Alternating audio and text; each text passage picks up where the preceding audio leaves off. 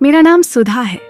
मेरी उम्र 20 साल हो गई थी और आईना ही मेरा सबसे अच्छा दोस्त था।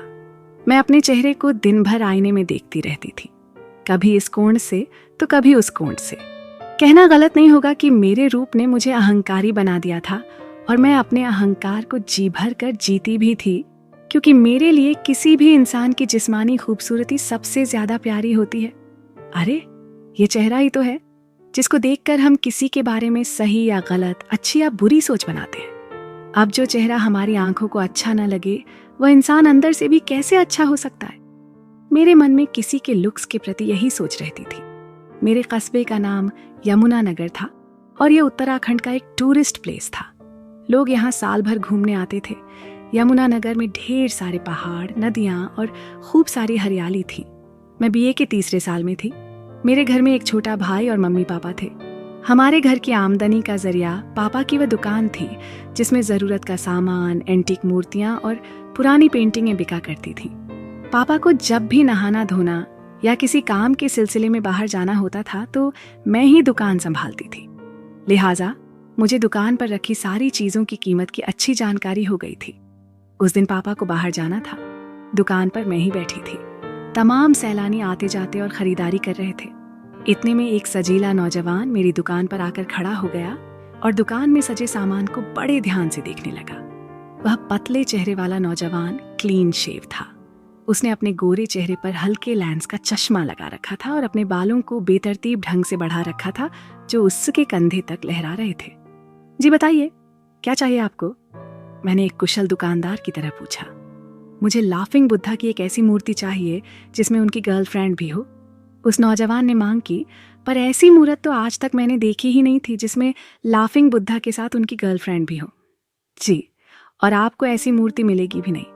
यही तो प्रॉब्लम है इस देश की कि मन में कुछ और होता है और सामने कुछ और। उस नौजवान ने कहा तो मैं हैरान होकर उसके खूबसूरत से चेहरे की ओर देखने लगी। शायद वह नौजवान प्यार के बारे में एक लंबी स्पीच देना चाह रहा था, पर उसने क्या कहा था मैं ठीक से समझा नहीं पाई, क्योंकि शायद मेरे कान बंद हो गए थे। मेरी आंखें तो उसके सजीले चेहरे में ही खो गई थीं। इसके बाद उस नौजवान ने जबरदस्ती प्यार पर पूरा एक भाषण ही सुना डाला। मैं कुछ कुछ समझ और बहुत कुछ नहीं समझ। अब बताइए, मैं ही आपसे अपनी गर्लफ्रेंड बनने को कह दूं तो क्या आप बन जाएंगी? उस नौजवान का यह सवाल सुनकर मैं अचकचा गई थी। शर्म का रंग मेरे गालों से होता हुआ मेरे कानों तक पहुंच गया था। मैं कुछ बोल नहीं सकी, सिर्फ मुस्कुरा कर रह गई। जब लाफिंग बुद्धा की ऐसी कोई मूर्त आ जाए तो आप मुझे इस मोबाइल नंबर पर फोन कर देना। अभी तो मुझे यहाँ काफी दिनों तक रुकना है। उस नौजवान ने मुझे अपना विजिटिंग कार्ड देते हुए कहा। मैंने उस विजिटिंग कार्ड को गौर से देखा तो पाया कि उस नौजवान का नाम आर्यमन था। कितना प्यारा था उसका नाम भी, ठीक उसी की तरह। वह एक इंजीनियर था जो हमारे कस्बे से तकरीबन 20 किलोमीटर दूर बहने वाली मीठी नदी पर पुल बनाने के काम के लिए आया था। अभी मैं आर्यमन का विजिटिंग कार्ड देख ही रही थी कि गोपाल आ गया और मुआ से उस नौजवान के बारे में पूछताछ करने लगा। यह शहरी छोरा कौन था और तू उससे बड़ा हंस हंस कर बात किए जा रही थी। गोपाल के सवाल पर मैं चिड़चिड़ा उठी। अरे, तू तो यही चाहता है कि मेरी दुकानदारी चौपट हो जाए और तेरी दुकान चमक जाए, मैंने नकली गुस्सा दिखाते हुए कहा। गोपाल मुंह आज से 2 साल बड़ा था और मैं उससे बेवजह ही चिढ़ती थी क्योंकि वह देखने में बिल्कुल भी अच्छा नहीं था। मोटा सा शरीर और गोल भरा हुआ सा चेहरा, उस पर सूजी हुई सी नाक। इतनी सी उम्र में ही काफी बड़ा दिखता था वह। मेरी दुकान के सामने वाली लाइन में ही गोपाल की भी दुकान थी जिसमें वह पुराना विदेशी सामान, छतरियां, हैट्स, रेनकोट और कुछ विदेशी एंटीक मूर्तियां व दूसरा सामान बेचा करता था। ठीक अगले ही दिन वह सजीला नौजवान आर्यमन फिर से दुकान पर आया। दुकान पर मैं ही बैठी थी। आते ही उसने वही सवाल किया, क्या लाफिंग बुद्धा की वह मूर्त आ गई? हालांकि आर्यमन अभी कल ही तो ये सवाल पूछ कर गया था और आज फिर आ गया। अच्छा, कोई बात नहीं, अभी नहीं आई तो जब आ जाए तो मेरे विजिटिंग कार्ड पर दिए गए मोबाइल नंबर पर आप मुझे बता देना। आप लोग तो दुकान में बस यही हिरण और शेर की मूर्ति ही सजा कर रखते हैं, कहकर वह जाने लगा। मुझे आर्यमन की यह बात बुरी लगी थी क्योंकि अपनी दुकान पर बिकने वाली हर चीज और स्पेशली लाफिंग बुद्धा के प्रति मेरा बहुत ज्यादा लगाव रहा है, पर मैं उसकी बात का विरोध न कर सकी और वह चला गया। मैं जवान थी। इस तरह एक सजीले नौजवान के बार बार आने और मुझसे बात करने से मेरा मन भी खुश हो गया था। उसकी बातें मुझे बार बार याद आ रही थीं और मैं अब यह भी समझ गई थी कि वह अपने मोबाइल नंबर पर मुझसे फ़ोन करने को क्यों कह रहा है। अगले 6 से 7 दिन तक आर्यमन नहीं आया तो मुझे उसकी कमी खटकने सी लगी। मैंने कांपते हाथों से उसका फ़ोन नंबर मिला दिया। उधर से वह ऐसे बातें करने लगा जैसे मुझे न जाने कितने समय से जानता हो। अनजान वाली फीलिंग ही नहीं आ रही थी। फिर क्या था, हम रोज़ बातें करते और कुछ ही दिनों में हमारे बीच एक दोस्ती या यूं कहें कि एक अनजाना सा रिश्ता कायम हो गया था। हमारी बातें मुलाकातों में बदलने लगी थी। मैं उसकी बाइक पर बैठती और हवा के झांके से उसके लंबे बाल उड़ते तो मुझे बहुत अच्छा लगता था। लिहाजा मुझे दुकान पर रखी सारी चीज़ों की कीमत की अच्छी जानकारी हो गई थी। उस दिन पापा को बाहर जाना था। दुकान पर मैं ही बैठी थी। तमाम सैलानी आते जाते और खरीदारी कर रहे थे। इतने में एक सजीला नौजवान मेरी दुकान पर आकर खड़ा हो गया और दुकान में सजे सामान को बड़े ध्यान से देखने लगा। वह पतले चेहरे वाला नौजवान क्लीन शेव था। उसने अपने गोरे चेहरे पर हल्के लेंस का चश्मा लगा रखा था और अपने बालों को बेतरतीब ढंग से बढ़ा रखा था जो उसके कंधे तक लहरा रहे थे। जी बताइए, क्या चाहिए आपको? मैंने एक कुशल दुकानदार की तरह पूछा। मुझे लाफिंग बुद्धा की एक ऐसी मूर्ति चाहिए जिसमें उनकी गर्लफ्रेंड भी हो। उस नौजवान ने मांग की। पर ऐसी मूर्त तो आज तक मैंने देखी ही नहीं थी जिसमें लाफिंग बुद्धा के साथ उनकी गर्लफ्रेंड भी हो। जी, और आपको ऐसी मूर्ति मिलेगी भी नहीं। यही तो प्रॉब्लम है इस देश की कि मन में कुछ और होता है और सामने कुछ और। उस नौजवान ने कहा तो मैं हैरान होकर उसके खूबसूरत से चेहरे की ओर देखने लगी। शायद वह नौजवान प्यार के बारे में एक लंबी स्पीच देना चाह रहा था, पर उसने क्या कहा था मैं ठीक से समझ नहीं पाई क्योंकि शायद मेरे कान बंद हो गए थे। मेरी आंखें तो उसके सजीले चेहरे में ही खो गई थीं। इसके बाद उस नौजवान ने जबरदस्ती प्यार पर पूरा एक भाषण ही सुना डाला। मैं कुछ कुछ समझ और बहुत कुछ नहीं समझ। अब बताइए, मैं ही आपसे अपनी गर्लफ्रेंड बनने को कह दूं तो क्या आप बन जाएंगी? उस नौजवान का ये सवाल सुनकर मैं अचकचा गई थी। शर्म का रंग मेरे गालों से होता हुआ मेरे कानों तक पहुंच गया था। मैं कुछ बोल नहीं सकी, सिर्फ मुस्कुरा कर रह गई। जब लाफिंग बुद्धा की ऐसी कोई मूर्त आ जाए तो आप मुझे इस मोबाइल नंबर पर फ़ोन कर देना। अभी तो मुझे यहाँ काफ़ी दिनों तक रुकना है। उस नौजवान ने मुझे अपना विजिटिंग कार्ड देते हुए कहा। मैंने उस विजिटिंग कार्ड को गौर से देखा तो पाया कि उस नौजवान का नाम आर्यमन था। कितना प्यारा था उसका नाम भी, ठीक उसी की तरह। वह एक इंजीनियर था जो हमारे कस्बे से तकरीबन 20 किलोमीटर दूर बहने वाली मीठी नदी पर पुल बनाने के काम के लिए आया था। अभी मैं आर्यमन का विजिटिंग कार्ड देख ही रही थी कि गोपाल आ गया और मुआ से उस नौजवान के बारे में पूछताछ करने लगा। यह शहरी छोरा कौन था और तू उससे बड़ा हंस हंस कर बात किए जा रही थी? गोपाल के सवाल पर मैं चिड़चिड़ा उठी। अरे, तू तो यही चाहता है कि मेरी दुकानदारी चौपट हो जाए और तेरी दुकान चमक जाए। मैंने नकली गुस्सा दिखाते हुए कहा। गोपाल मुँह आज से 2 साल बड़ा था और मैं उससे बेवजह ही चिढ़ती थी क्योंकि वह देखने में बिल्कुल भी अच्छा नहीं था।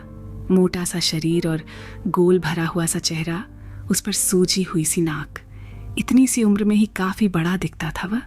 मेरी दुकान के सामने वाली लाइन में ही गोपाल की भी दुकान थी जिसमें वह पुराना विदेशी सामान, छतरियाँ, हैट्स, रेनकोट और कुछ विदेशी एंटीक मूर्तियाँ व दूसरा सामान बेचा करता था। ठीक अगले ही दिन वह सजीला नौजवान आर्यमन फिर से दुकान पर आया। दुकान पर मैं ही बैठी थी। आते ही उसने वही सवाल किया, क्या लाफिंग बुद्धा की वह मूर्त आ गई?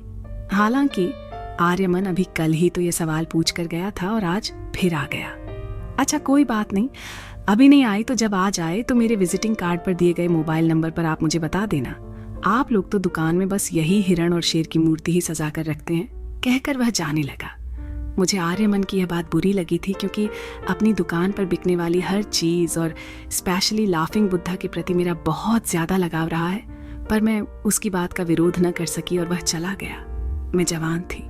इस तरह एक सजीले नौजवान के बार बार आने और मुझसे बात करने से मेरा मन भी खुश हो गया था।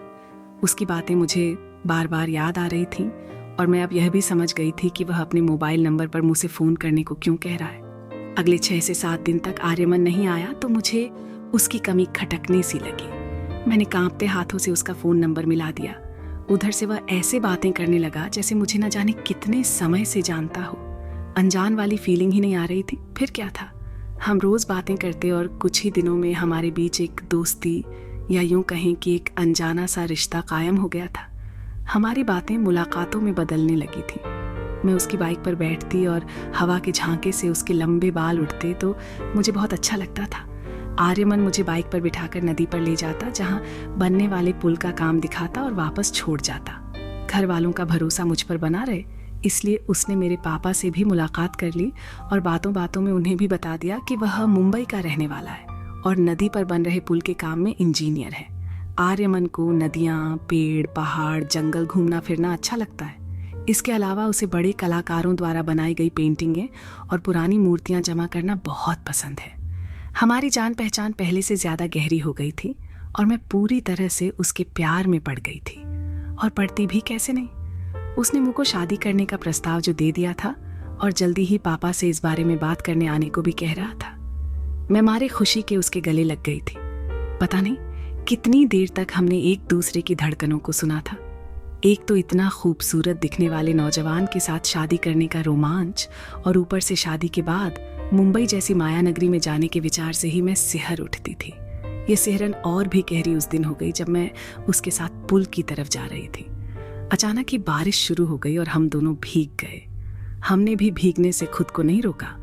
हालांकि ये एक सुनसान जगह थी, पर हम खूब भीगे और भीगने के बाद जब एक खंडहर नुमा घर में छिपने के लिए गए तो आर्यमन ने मेरे मन के साथ साथ मेरे तन को भी छुआ।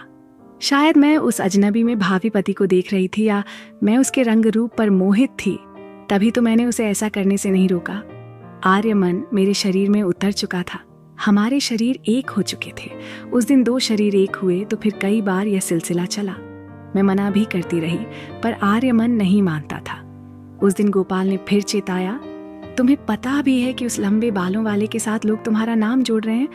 अरे बदनाम हो रही हो तुम। पर मैंने गोपाल की बात मुस्कुराकर जाने दी। अब वह भला क्या जाने कि मैं उस लंबे बालों वाले के साथ शादी करके मुंबई जाने वाली हूँ। उस बारिश वाली घटना को 4 महीने हो गए थे।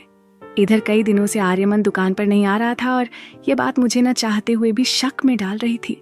और अब मुझे अपनी शादी की जल्दी थी क्योंकि मैं पेट से हो चुकी थी और ये बात बताने के लिए मैं आर्यमन को फोन कर रही थी, पर उसका मोबाइल लगातार स्विच ऑफ आ रहा था। मैंने पेट से होने की बात अपनी माँ को बताई।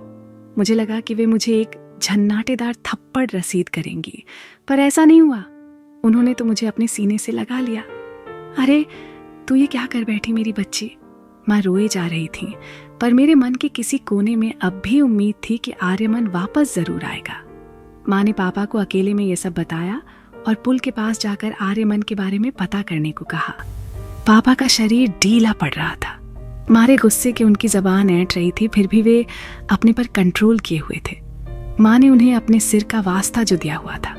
पापा गए और उलटे पैर वापस लौट आए।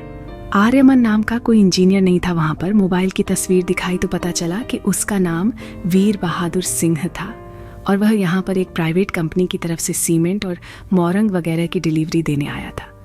उसके बारे में और कोई भी जानकारी नहीं मिल सकी। मोबाइल अब भी बंद आ रहा था।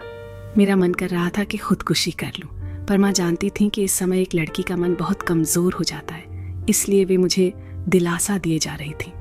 तूने कुछ भी गलत नहीं किया, गलती तो उस आदमी की है जिसने तेरे भरोसे को धोखा दिया है, इसलिए तुझे कोई भी गलत कदम उठाने की जरूरत नहीं। पर गलत कदम न उठाऊं तो क्या करूं? अनब्याही लड़की कैसे माँ बन गई? इस सवाल का जवाब क्या होगा भला?